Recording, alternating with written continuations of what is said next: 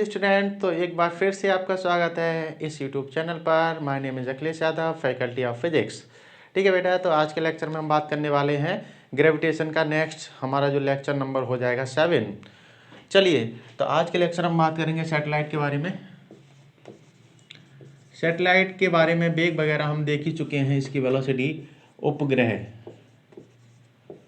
ठीक है, तो बेसिकली टाइप्स ऑफ सैटेलाइट जो होता है, सैटेलाइट क्या होता है? सैटेलाइट होता है एक ऐसी बॉडी, सैटेलाइट होती है एक ऐसी बॉडी जो पृथ्वी के चारों ओर चक्कर करती है, परिक्रमण करती है, उसे कहते हैं सैटेलाइट। किसी भी प्लेनेट के चारों ओर घूमने वाला कोई भी बॉडी सैटेलाइट होगा। ठीक है, तो सैटेलाइट बेसिकली दो तरह का होता है, एक तो होता है नेचुरल और एक होता है आर्टिफिशियल। नेचुरल मतलब जो नेचुरली पहले से प्रेजेंट है, और आर्टिफिशियल जो मतलब मैन मेड है, हमने लॉन्च किया है, उसको आर्टिफिशियल कहते हैं। तो आर्टिफिशियल और नेचुरल के बारे में ना पढ़ते हुए हम पढ़ेंगे आगे दो तरह के सैटेलाइट। ये सबको पता ही रहता है। ठीक है, अ बॉडी, तो सैटेलाइट क्या होता है इसको लिख लो, a body revolving around, a body revolving around earth is known as satellite, is known as satellite। तो वह पिंड जो पृथ्वी का परिक्रमण करता है उपग्रह कहलाता है। वह पिंड जो, लिख लो बेटा, वह पिंड जो पृथ्वी का परिक्रमण करता है उपग्रह कहलाता है, उपग्रह कहलाता है। अब टाइप्स ऑफ सैटेलाइट दो तरह के होते हैं। Types of satellite, types of satellite की बात करें तो दो तरह के सैटेलाइट होते हैं, एक तो होता है आर्टिफिशियल और एक होता है नेचुरल। तो आर्टिफिशियल नेचुरल की बात नहीं करेंगे, हम अपने सिलेबस की बात करेंगे। आर्टिफिशियल नेचुरल ज्योग्राफी का पार्ट है, पूछा जाएगा तुमसे ज्योग्राफी में। ठीक है, इसमें हम पढ़ते हैं एक तो जियो स्टेशनरी सैटेलाइट, जियो स्टेशनरी सैटेलाइट मतलब भू स्थिर उपग्रह।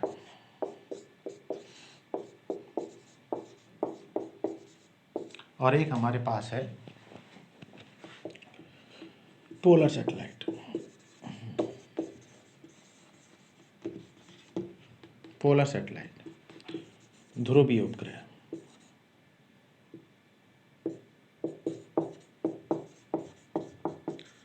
दो सैटेलाइट हमारे पास हैं, एक तो हमारे पास जियो स्टेशनरी सैटेलाइट है और एक हमारे पास पोलर सैटेलाइट है। इन दोनों सैटेलाइट के बारे में हम बात करेंगे। ये भू स्थिर है और ये पोलर है। अब देखो क्या होता है, ये अर्थ है और अर्थ का ये पोलर प्लेन है, मतलब ये ये इक्वेटोरियल प्लेन है, ये इक्वेटर है, और अर्थ का एक पोलर प्लेन भी होगा इस तरह से। ठीक है, ये ध्रुवीय होगा। तो अर्थ के इक्वेटोरियल प्लेन में अगर कोई सैटेलाइट घूमे ऐसे ऐसे, इक्वेटोरियल प्लेन के अलोंग, इक्वेटोरियल प्लेन यहाँ से पास होगा तो इसमें ही घूमे तो उसको जियो स्टेशनरी कहते हैं। और अगर कोई पोलर प्लेन में ऐसे घूमे तो इसको पोलर सैटेलाइट कहते हैं। ठीक है, तो हम एक एक करके पढ़ते हैं, जियो स्टेशनरी क्या होता है, पोलर क्या होता है। बेसिकली हमारे पास बहुत सारा क्वेश्चन पूछा जाता है जियो स्टेशनरी का, हमारे एग्जाम में क्वेश्चन जियो स्टेशनरी का पूछा जाता है, इसलिए तुम्हें इसे थोड़ा याद रखना है जियो स्टेशनरी को। ठीक है, तो सबसे पहले हम पढ़ेंगे जियो स्टेशनरी सैटेलाइट क्या होता है।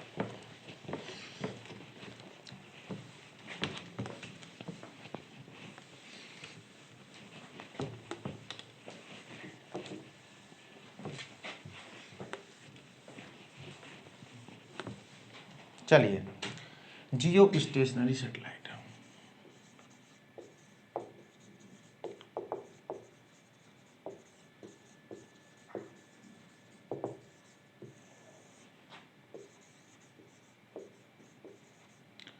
भू स्थिर उपग्रह।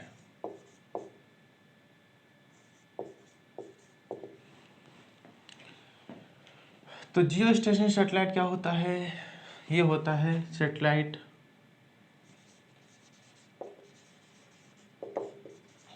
which revolves in equatorial plane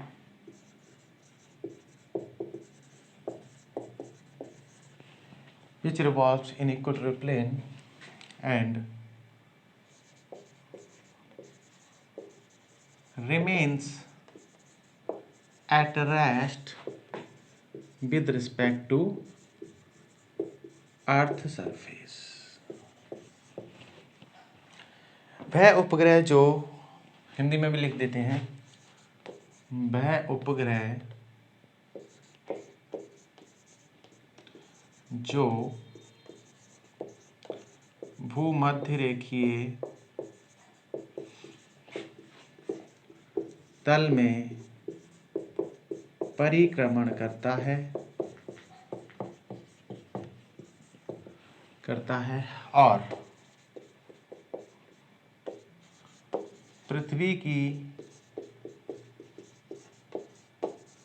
सतह के सापेक्ष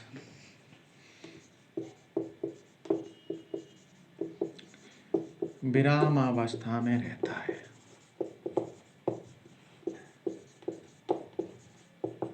ठीक है, अर्थ के सापेक्ष में ये क्या रहेगा, अर्थ के सापेक्ष में ये रेस्ट पे रहेगा, अर्थ के साथ साथ ये चलेगा बिल्कुल। ठीक है, तो देखो अगर देखा जाए तो सैटेलाइट कैसे रिवॉल्व करेगा। देखो ये अर्थ है मान लेते हैं, ठीक है, और सबको पता है तुम लोगों को, अर्थ लगातार क्या कर रहा है, रोटेट कर रहा है। अर्थ का आवर्तकाल कितना है, टाइम पीरियड कितना है, 24 घंटे है। तो 24 घंटे में ये अपना एक चक्कर पूरा करेगा। मान लो सैटेलाइट अभी यहाँ पे है, तुम्हारा घर यहाँ पे है और तुम्हारा मन कर रहा है गाना सुनने का, ठीक है, और गाना सुन बजा रहे हो कैसे, टीवी पे देख रहे हो आराम से, और यहाँ पे तुम्हारे एक एंटीना लगा हुआ है। सैटेलाइट तुम्हारे घर के बिल्कुल ऊपर रहेगा और इस तरह से सिग्नल भेजता रहेगा। ये सभी टीवी एंटीनाओं को सिग्नल भेज देगा जो कि इसके सामने पड़ रहे हैं ऐसे, और तुम्हारा घर यहाँ पे है, तुम्हें भी मिलेगा। अब देखो थोड़ी देर बाद तुम्हारा घर यहाँ पे थोड़ी रहने वाला है, वो आगे जाने वाला है, और आगे घूम करके घर तुम्हारा यहाँ पे आ गया और एंटीना ऐसे आ गया। अब मान लो सैटेलाइट अगर यहाँ रह जाता तो तुम्हारा टीवी चलता ही नहीं, ठीक है, गाना बंद हो जाता। तो तुम्हें दुखी ना करना पड़े इसलिए सैटेलाइट को भी ऐसे ही सेट किया गया कि उस समय सैटेलाइट भी यहाँ पे आ जाएगा, ठीक है, तुम्हारे बिल्कुल सामने, और फिर से सिग्नल भेजेगा और सभी को भेजेगा जिसमें जो एरिया, इस एरिया में रहते हैं उनको। तो इस तरह से ये प्रोसेस चलती है। देखो जैसे जैसे ये रोटेट कर रहा है वैसे वैसे सैटेलाइट भी उसके साथ साथ रोटेट कर रहा है ऐसे, ठीक है। तो इस तरह के सैटेलाइट को कहते हैं जियो स्टेशनरी।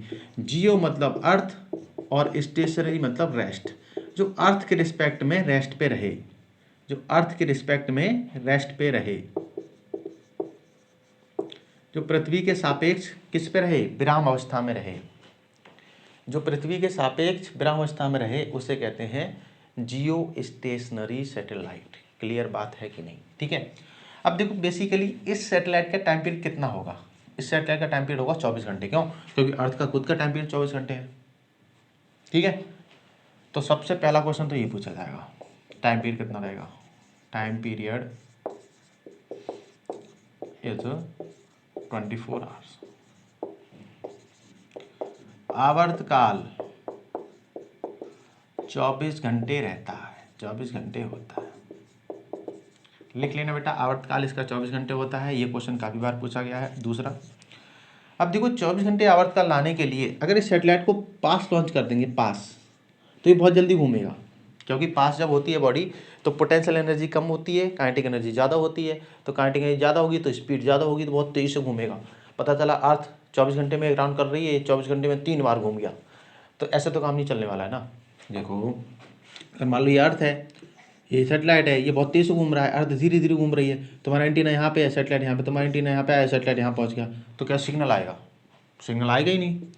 इसका मतलब तुम्हें इसका टाइम पीरियड 24 घंटे रखने के लिए ऊंचाई बढ़ानी पड़ेगी, क्योंकि ऊंचाई बढ़ेगी तो एक बड़ा चक्कर लगाना पड़ेगा, स्पीड भी कम होती चली जाएगी, ऊंचाई बढ़ने के साथ में पोटेंशियल बढ़ेगा तो काइनेटिक कम होगा। Law of conservation of energy, ठीक है, पहले लेक्चर में बताया हूँ, इसके वेलोसिटी जो बताया हूँ उसमें बताया हूँ, ऊपर जाते जाते पोटेंशियल जी बढ़ती है तो काइनेटिक एनर्जी कम हो जाती है, ठीक है। इसका मतलब हाइट कितनी होगी, इसकी हाइट होती है 36,000 किलोमीटर, इतनी ऊंचाई पे ये घूमता है, परिक्रमण करता है 36,000 किलोमीटर पृथ्वी की सतह से। कहाँ से? सतह से, पृथ्वी की सतह से, केंद्र से नहीं। इसकी ऊंचाई लिख लो, इसकी ऊंचाई 36,000 किलोमीटर होती है। इसकी ऊंचाई 36,000 किलोमीटर होती है। 36,000 किलोमीटर इसकी ऊंचाई होगी। इतनी ऊंचाई पे अगर तुम सैटेलाइट को छोड़ोगे तो वो घूमता रहेगा, घूमता रहेगा। और कैसे घूमेगा? 24 घंटे में एक राउंड, मतलब पृथ्वी की सतह के बिल्कुल सापेक्ष, रेस्ट पे, पृथ्वी की सतह के साथ साथ घूमता रहेगा। तो इतनी ऊंचाई पे हमें सैटेलाइट को छोड़ना होगा।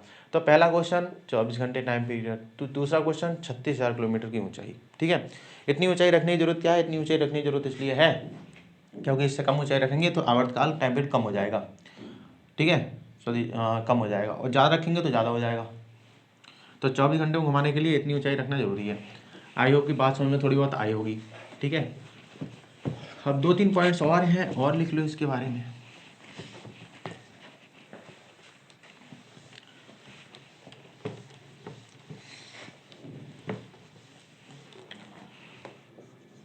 It is known as communication satellite। इसे संचार उपग्रह कहते हैं। इसे संचार उपग्रह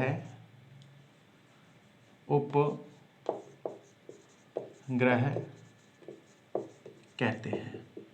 इसे कौन सा उपग्रह कहेंगे बेटा? इसे संचार उपग्रह कहेंगे। ठीक है, आगे लिखो। Its orbit is circular. इसकी कक्षा वृत्ताकार होती है। कैसी होती है? वृत्ताकार होती है। इसकी कक्षा कैसी रहेगी बेटा? वृत्ताकार रहेगी। क्योंकि वृत्ताकार रहेगी, क्यों रहेगी? उसका रीजन है। क्या रीजन है? देखो, मान लो अगर इसकी कक्षा वृत्ताकार है तो वृत्ताकार जो होती है, सर्कुलर जो होती है, उसमें स्पीड कांस्टेंट हो सकती है कि नहीं? बिल्कुल हो सकती है। स्पीड क्या रहेगी? कांस्टेंट रहेगी। अब अगर इलिप्टिकल कक्षा हो जाएगी तो स्पीड कांस्टेंट नहीं रहेगी। पास आएगा तो स्पीड बढ़ जाएगी, दूर जाएगा तो घट जाएगी। क्योंकि इलिप्टिकल तो ऐसी ऑर्बिट होती है ना, मान लो अर्थ यहाँ पे, तो ऐसे घूमेगा। पास आएगा तो स्पीड बढ़ेगी, दूर जाएगा तो घटेगी। तो मतलब पास आने पे स्पीड बढ़ेगी तो तुम्हारा एंटीना है सैटेलाइट आगे चला जाएगा स्पीड तेज़ी से, और दूर जाएगा तो एंटीना पीछे रह जाएगा, मतलब सिग्नल सही से रिसीव होगा ही नहीं। इसका मतलब सर्कुलर है, स्पीड कांस्टेंट है। सैटेलाइट यहाँ पे तो एंटीना यहाँ पे, एंटीना यहाँ पे, सैटेलाइट, एंटीना तुम्हारा यहाँ पे, सैटेलाइट यहाँ पे, एंटीना तुम्हारा यहाँ पे, सैटेलाइट यहाँ पे। इस तरह से सर्कुलर ऑर्बिट होना जरूरी है। सर्कुलर ऑर्बिट जरूरी है। ठीक है, आगे लिखो, अगला पॉइंट लिखो। Orbit of satellite is known as parking orbit. इसकी कक्षा को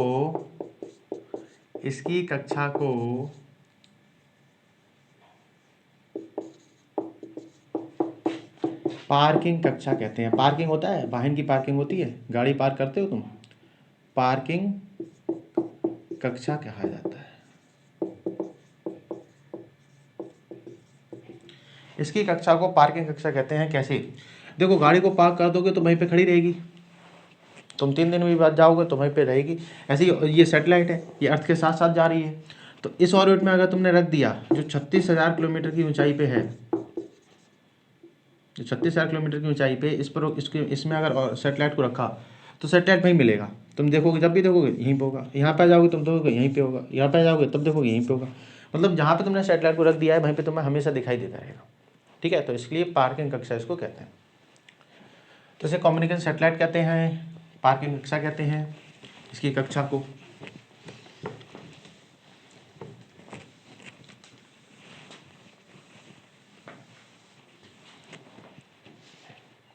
और आगे अगर बात की जाए, minimum 3 satellites required to cover all Earth। पूरी पृथ्वी सतह पर संचार के लिए कम से कम 3 उपग्रह की आवश्यकता होती है। पूरी पृथ्वी सतह पर संचार के लिए कम से कम 3 उपग्रह की आवश्यकता होती है। कैसे देखो, ये अर्थ है, एक सैटेलाइट को तुम यहाँ पे लगा दो, ये इतना कवर कर लेगा।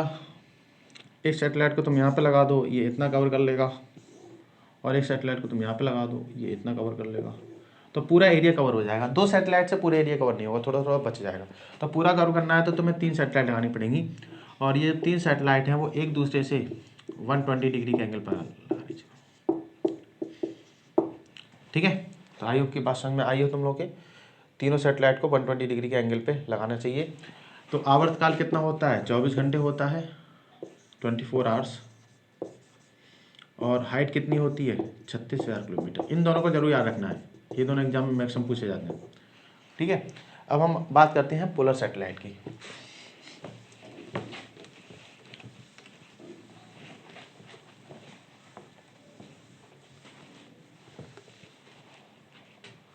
Polar satellite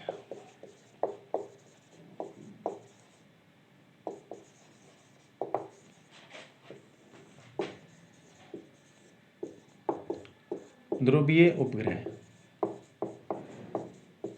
satellite which revolve along poles of अर्थ।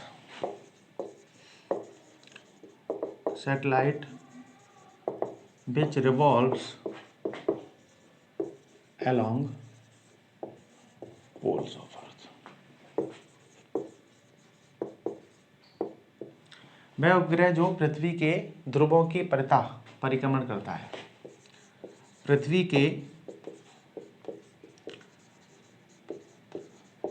ध्रुवों के परितः परिक्रमण करता है। कहाँ परिक्रमण करता है? पृथ्वी के ध्रुवों की परितः, अलोंग पोल्स, ऐसे घूमेगा।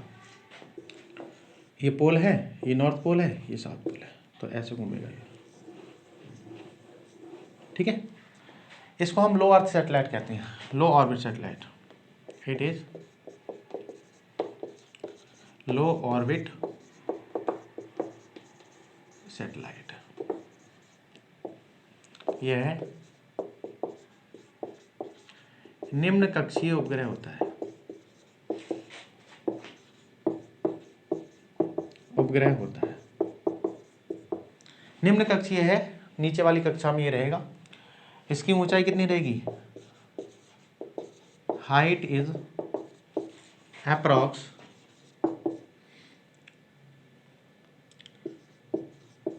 500 से 1200 किलोमीटर। इसकी ऊंचाई बहुत कम होती है, 500 से 1200 किलोमीटर होती है। ऊंचाई कम होती है, इससे टाइम पीरियड भी कम होता है। टाइम पीरियड इज, इसका आवर्तकाल कितना होगा? इसका आवर्तकाल होगा 4 से 8 घंटे। ठीक है, वेरी भी कर सकता है, तो इसका टाइम पीरियड फिक्स नहीं है। अब फिक्स नहीं है इसलिए इसके टाइम पीरियड पे क्वेश्चन नहीं पूछा जाएगा, ज़्यादा फिक्स नहीं है, क्योंकि जैसे जैसे हाइट चेंज होगा वैसे वैसे टाइम पीरियड भी क्या होगा? चेंज होता रहेगा। तो इसलिए ज़्यादा क्वेश्चन इसका पूछा नहीं जाता है। इसका यूज कहाँ होता है? ये लिख लो, यूज्ड इन वेदर फोरकास्टिंग,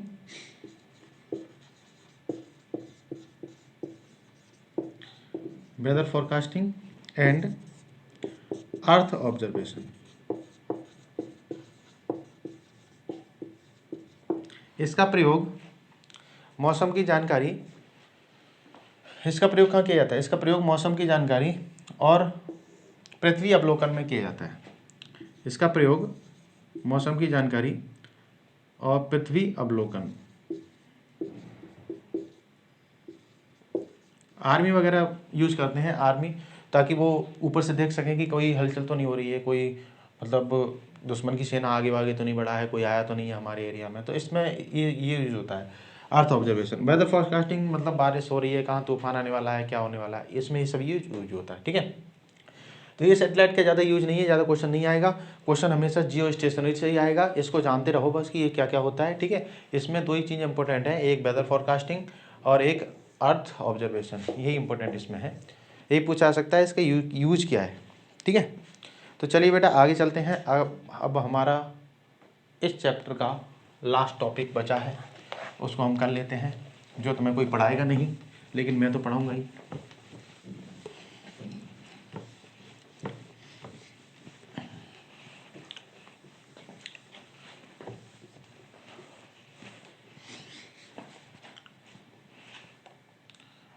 लिख लो, path of body in gravity. गुरुत्व में पिंड का पथ, गुरुत्व में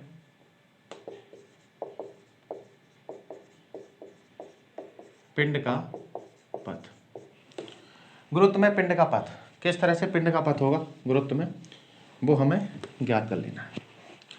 चलो देखो, हमारे पास है एक अर्थ, और अर्थ से हम किसी ऊंचाई तक चले गए हैं, और यहाँ से एक बॉडी को वेलोसिटी दी है हमने, यहाँ से एक बॉडी को हमने क्या दिया है, वेलोसिटी दी है। थोड़ा इधर बना लेते हैं, ये अर्थ है, अर्थ से किसी हाइट पे जाके हमने बॉडी को क्या दी है, वेलोसिटी दी है, ये भी है हॉरिजॉन्टल वेलोसिटी। अब देखो बी पे डिपेंड करेगा कि बॉडी कैसा पाथ को फॉलो करेगी। अगर बी 0 है तो ऐसे ही गिर जाएगा यहाँ पे स्ट्रेट लाइन पाथ में। बी अगर बी ओ से कम है, बी अगर छोटा है बी ओ से, ऑर्बिटल वेलोसिटी से कम है, तो ये पृथ्वी की सतह पर गिरेगा। कैसे पाथ को फॉलो करेगा, पैराबोलिक। और अगर बी की वैल्यू बी ओ के बराबर है, बी की वैल्यू बराबर है बी ओ के, तो पृथ्वी के चारों ओर घूमेगा। कैसे पाथ को फॉलो करेगा, ये कैसा पाथ है, सर्कुलर। और अगर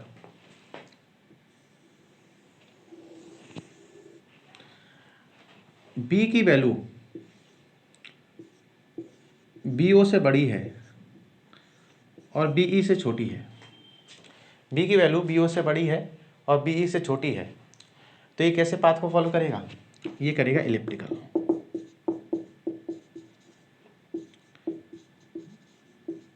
दीर्घवृत्ताकार, ठीक है। और अगर b की value greater than equal to B E है, तो ये स्किप कर जाएगा, बाहर चला जाएगा। और ये कैसे पाथ को फॉलो करेगा, ये हाइपरबोलिक, अति परवलयकार,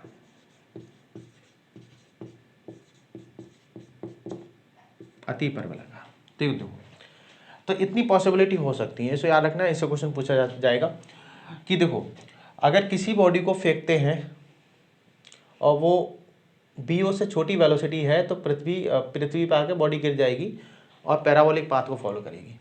अगर बी ओ के बराबर हो गया है तो ये सर्कुलर पाथ को फॉलो करेगी, ये वृत्ताकार पथ को फॉलो करेगी, वृत्ताकार, और पृथ्वी के चारों ओर घूमेगी।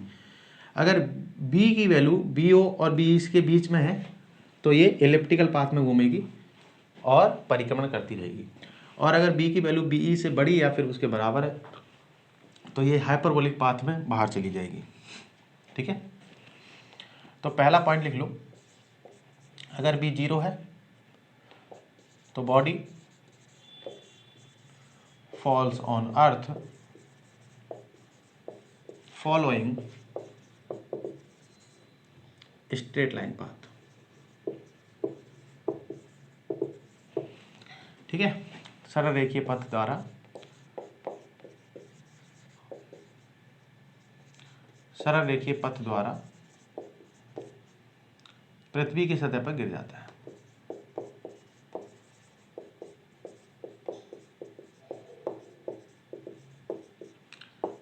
सतह पर गिर जाता है।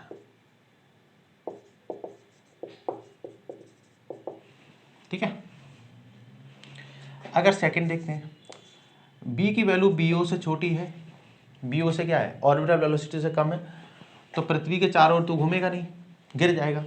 Falls on earth, earth in parabolic path.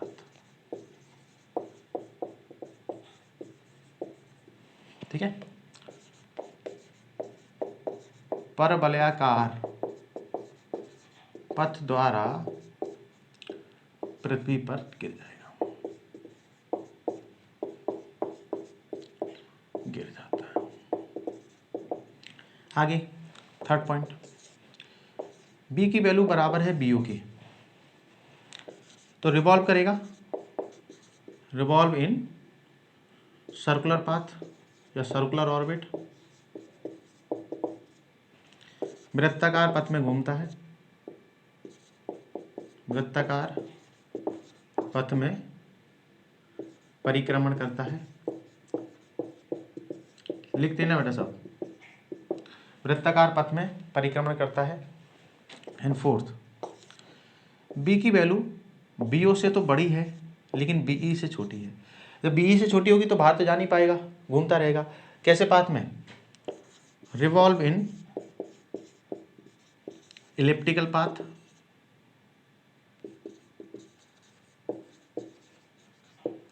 Revolve in elliptical path, वृत्ताकार पथ में, दीर्घ वृत्ताकार पथ में परिक्रमण करता है। दीर्घ वृत्ताकार पथ पर परिक्रमण करता है।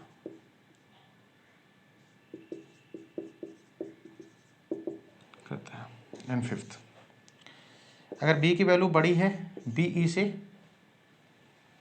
तो एस्केप्स ऑन हाइपरबोलिक पाथ।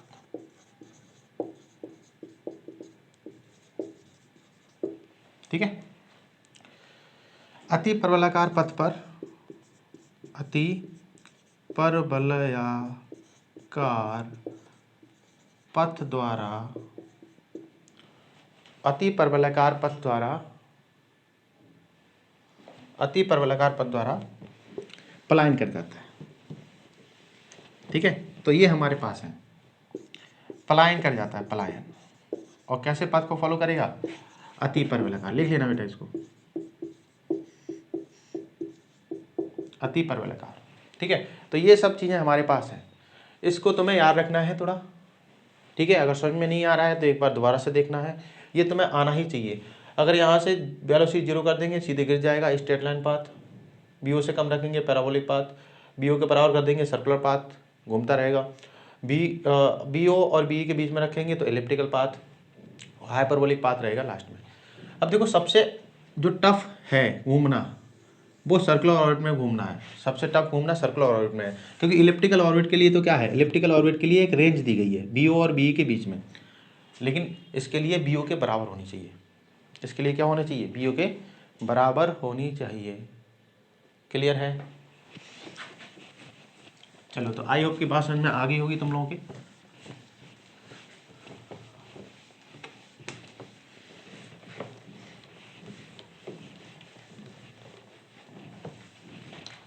अब देखो, अगर हम